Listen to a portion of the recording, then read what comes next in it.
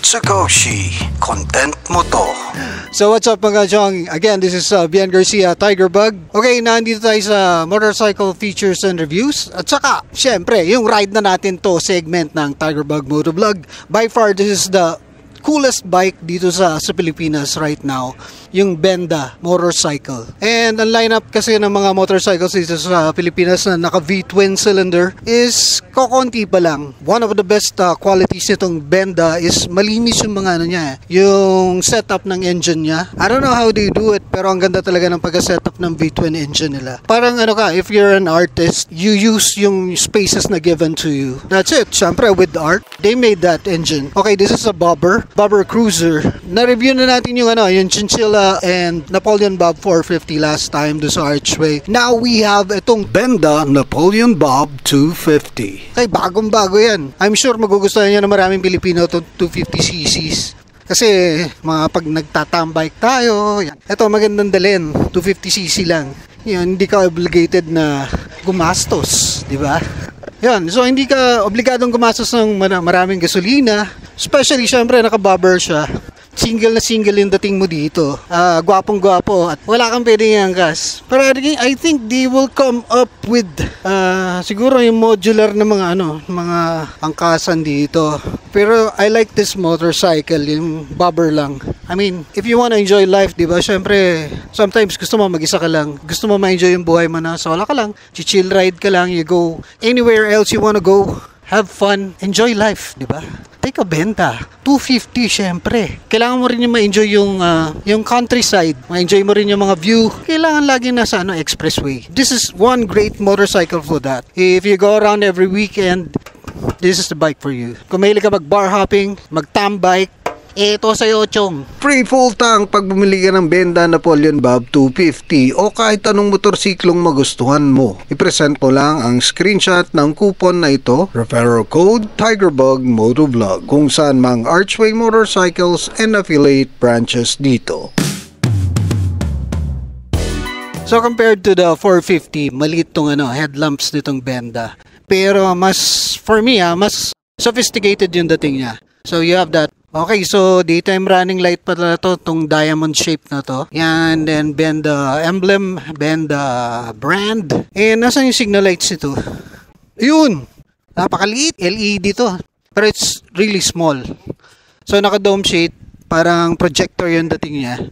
So I think it is very visible din sa gabi, pero it's so small. Kasi nga, binabagay dun sa design ng motorcycle na to. Bobber na pogi. Usually, di ba, pag motorcycle, naked motorcycle, this is just the front suspension. For this, Benda, naka-telescopic na siya. I think this is just a support. Dalawa. So, bali, apat yung suspension niya.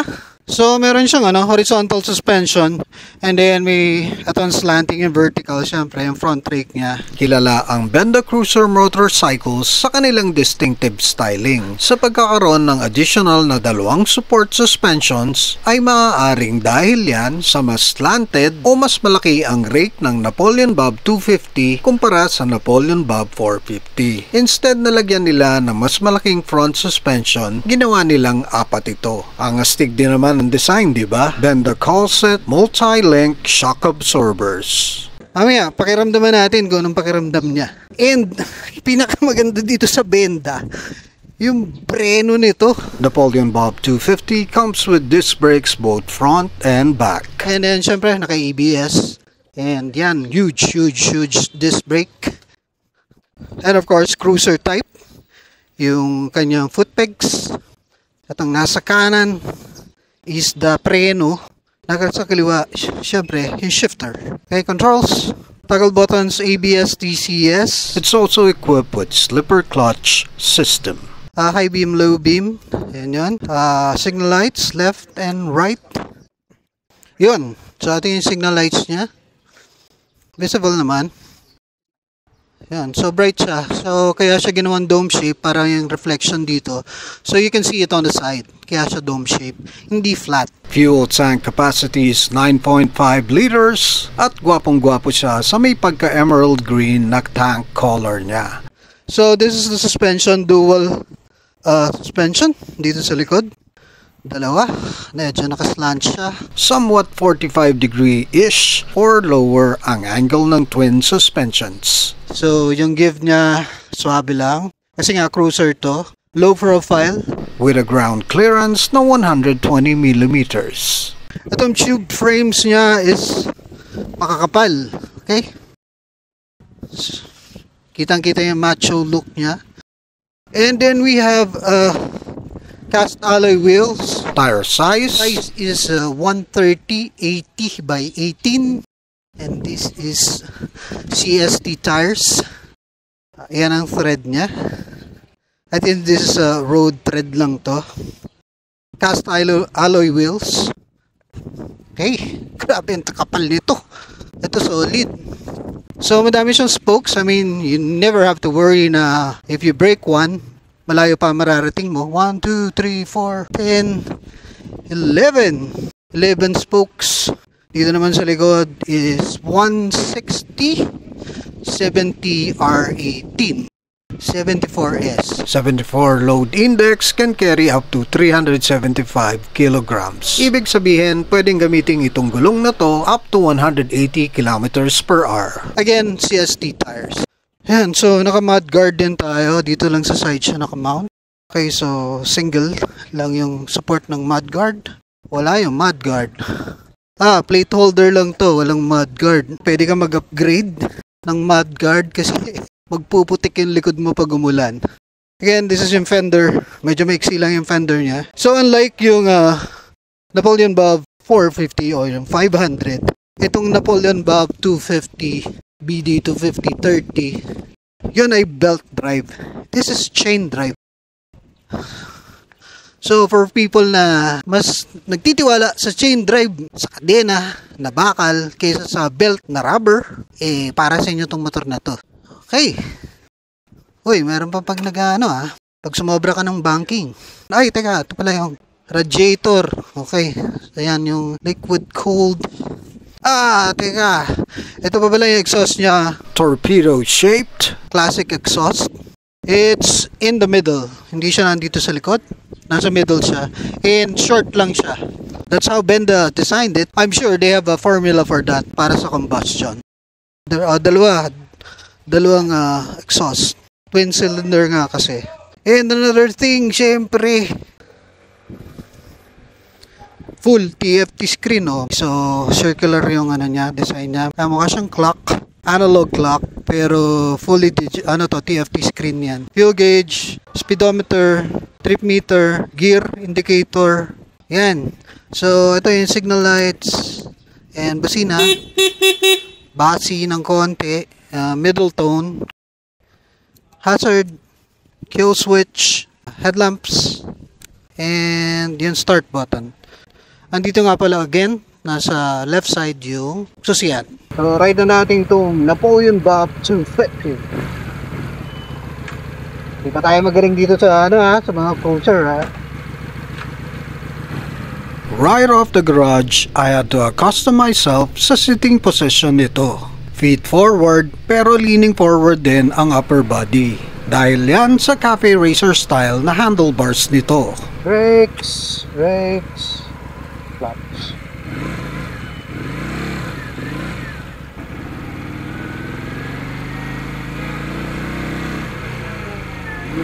Unang shift ko pa lang sa gears, swabe na. And it really helps na malaki ang gear indicator niya.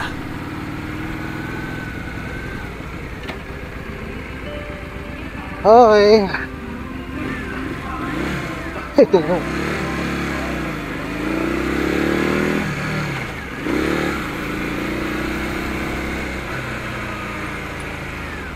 Sa first turn, trying to get used to it. Pero nag-build na ang confidence ko as I geared up.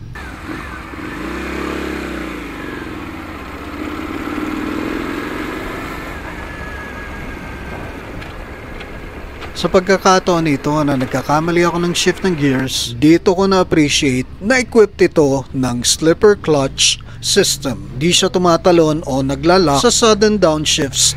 Again, kasi iko Hindi pa kasanay sa mga cruisers.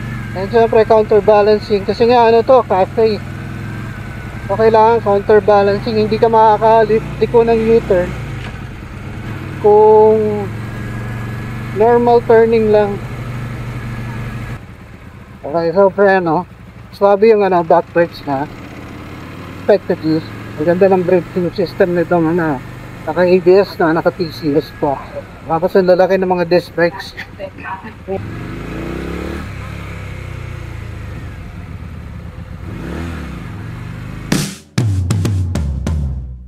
So that's your Benda Napoleon Bob 250. To be announced pa ang price mga chong. Ilagay ko na lang dito sa description ang price pag na-announce na. This is your next cruiser bike. O diba, in demand talaga ang Napoleon Bob 250. Live, love, ride with Tigerbug Motovlog.